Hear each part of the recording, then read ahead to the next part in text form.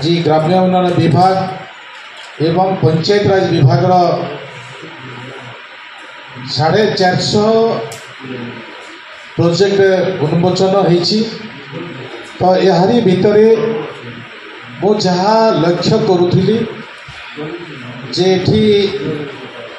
जो विकास हेबा कथा विकास अपहंचरे नुआपड़ा जिला अच्छी बोली मु हृदबोध करिछि।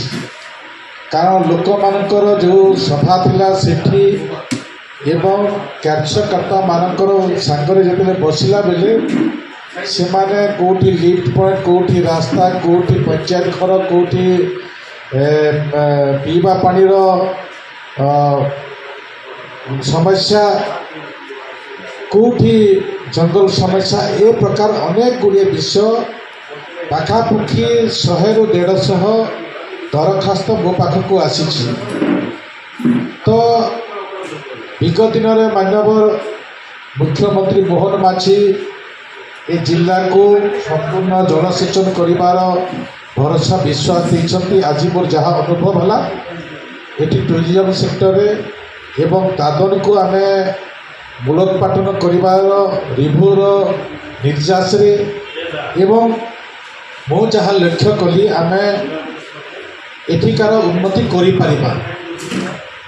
ए परिप्रेक्षी में आम आभिमुख्य रखीचु एवं तांकु साधारण लोकंकु और प्रशासनिक अधिकारी मानकु एक डीपीआर ब्लूप्रिंट तैयारी करिबा जे आम प्रत्येक अंचल सेवा क्षेत्र में आम किमिति लोकों को व्यवस्था सरकार को पहुँची पारिबा यशस्वी प्रधानमंत्री एवं मोहन सरकार तो से दृष्टि नहीं आम आज बीरोमाल मोटा नुआपड़ा बयसर 3 पंचायत 60 ରୁ 70 जो माने रिटायर्ड करिसंती शिक्षक एवं बुद्धिजीवी समाजसेवी माने आज भारतीय जनता पार्टी रे भी योगदान करिसंती।